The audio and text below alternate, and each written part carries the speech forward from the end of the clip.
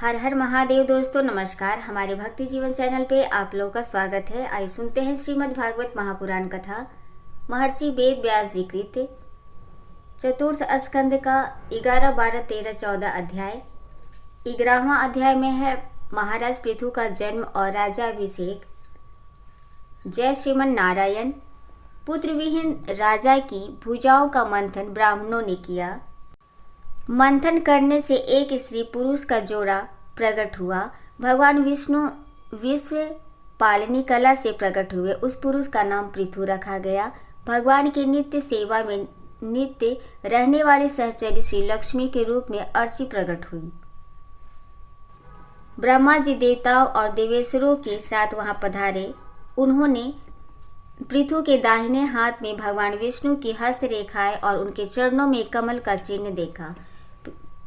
पृथु के हाथ में चक्र का चिन्ह देखकर पृथु को श्री हरि का अंश समझा। सबने मिलकर पृथु का राज्याभिषेक किया। कुबेर ने अपना स्वर्ण का सिंहासन प्रदान किया।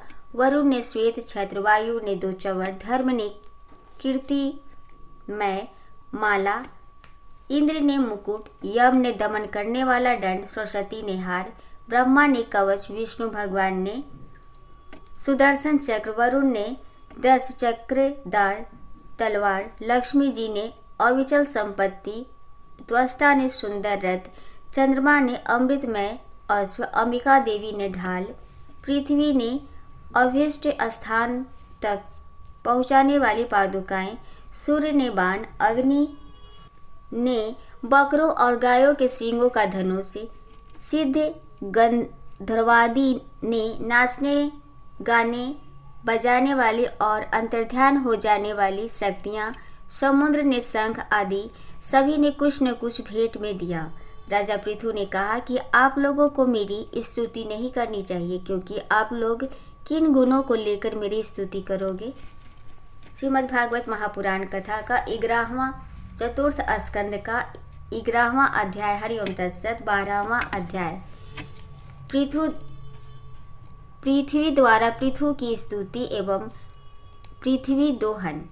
जब राजा पृथु का राज्याभिषेक हुआ उस समय पृथ्वी अन्नहीन हो गई थी। भूख के कारण प्रजा जनों का शरीर सूख कर कांटे के समान हो गया था। महाराज पृथु ने सोचा कि पृथ्वी ने औषधियों और अग्नि को अपने अंदर छिपा लिया है। ऐसा विचार पैदा होते ही महाराज पृथु ने धनुष बाण से पृथ्वी को लक्ष्य बनाया। यह देखकर पृथ्वी गाय का रूप धारण कर भागने लगी। फिर पृथ्वी लौटकर राजा पृथु के पास पहुंची और बोली, आप मुझे क्यों मारना चाहते हो? आप तो धर्मज्ञ माने जाते हैं, फिर अबला स्त्री का वध क्यों करना चाहते हो? एक बार तो आपने मेरा उद्धार करके धराधर नाम रखा था। हे स्वामी, आप अपना क्रोध शांत कीजिए। मैं हाथ जोड़कर आपसे प्रार्थना करती हूँ कि जो औषधियाँ मैंने छुपा ली है उसको पूर्वार्चियों के बताए हुए उपाय से आप औषधियों को निकाल सकते हैं।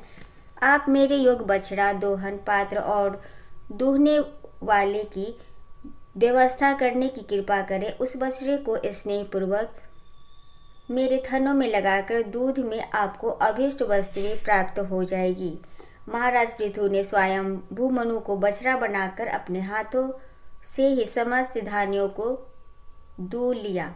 ऋषियों ने बृहस्पति को बछड़ा बनाकर इंद्रिय, वाणी, मन और श्रोत रूपी पात्र में पृथ्वी देवी से वेद रूपी पवित्र दूध को दूह लिया। देवताओं ने इंद्र को बछड़ा बनाकर स्वर्णमय पात्र में अमृत, वीर और शारीरिक बल रूपी दूध दूह लिया। गंधर्व अप्सराओं ने विश्वावसु को बछड़ा बनाकर कमल रूपी पात्र में संगीत और सौंदर्य रूपी दूध दूह लिया। दैत्य और दानवों ने प्रहलाद जी को वस्त्र रूपी बछड़ा बनाकर लोहे के पात्र में शराब, मदिरा आदि और आशव ताड़ी रूपी दूध प्राप्त कर लिया। पशुओं, कीट पतंगों, वृक्षों और पहाड़ों ने अपने अपने बछड़े बनाकर पृथ्वी को दूध रूप में दूह लिया। यक्ष, राक्षस और भूत पिशाच आदि ने भूतनाथ शिव को बछड़ा बनाकर मुख रूपी पात्र में 20 रूपी दूध को दूहा। महाराज पृथु ने पहले इस पृथ्वी पर ग्रामादि तथा बस्तियां नहीं थी। लोग अपनी सुविधा के अनुसार बेखट के इधर उधर रहने लगते थे। महाराज पृथु पृथ्वी को अपनी पुत्री के समान प्रेम करने लगे थे। उन्होंने अपने धनुष की नोक से पर्वतों को तोड़कर पृथ्वी को समतल बनाया। उन्होंने अनेकों गांव, कस्बे, नगर, दुर्ग, अहीरों की बस्ती पहाड़ों की तलहटी में बसाए। श्रीमद् भागवत महापुराण का चतुर्थ स्कंद का 12वां अध्याय। हरिओम तत्सत। 13वां अध्याय। महाराज पृथु का अश्वमेध यज्ञ। महाराज पृथु ने अश्वमेध यज्ञ करने की तैयारी प्रारंभ की। तभी देवतागण उपस्थित हो गए। इंद्र ने सोचा कि राजा पृथु इस यज्ञ के द्वारा ऊंची पदवी प्राप्त कर लेगा। इस कारण इंद्र ने यज्ञ का घोड़े चुराने हेतु कपटी रूप से पाखंड का वेश धारण किया। इंद्र घोड़े को चुराकर आकाश मार्ग से जाने लगे तो ऋषि अत्रि की दृष्टि उन पर पड़ गई। अत्रि जी ने राजा पृथु को बताया कि इंद्र घोड़ा चुरा कर ले जा रहे हैं। पृथु ने अपने महारथी पुत्र को इंद्र को मारकर घोड़े को छुड़ाकर लाने के लिए भेजा। उसका महारथी पुत्र इंद्र पर आक्रमण किए बिना ही वापस आ गया। यह देखकर ब्रह्मा जी ने पृथु को यज्ञ न करने के लिए समझाया। इससे राजा पृथु ने यज्ञ करने का विचार छोड़ दिया और इंद्र के साथ संधि कर ली। राजा पृथु ने श्रद्धापूर्वक द्विजों को दक्षिणा देकर विदा किया तथा पितरों, देवताओं, ऋषियों एवं मनुष्यों को भी दान दक्षिणा देकर विदा किया। 13वां अध्याय। हरिओम तत्सत। 14वां अध्याय। पृथु की यज्ञशाला में श्री विष्णु भगवान का प्रादुर्भाव। जय श्रीमन नारायण। यज्ञ के उपभोग्यता यज्ञेश्वर भगवान विष्णु को यह देखकर बड़ा संतोष हुआ कि इंद्र और राजा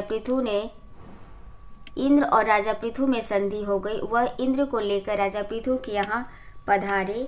उन्होंने राजा पृथु से कहा, तुम सुख दुख को समान समझकर उत्तम, माध्यम और अधम मनुष्यों में समान भावना रखकर तथा मन और इंद्रियों को जीतकर मंत्रियों और समस्त सरकारी मनुष्यों की सहायता से संपूर्ण लोकों की रक्षा करो। राजा का हित प्रजा के पालन में ही होता है। इसी कारण से परलोक में राजा को प्रजा के पुण्य का 6ठा भाग प्राप्त होता है।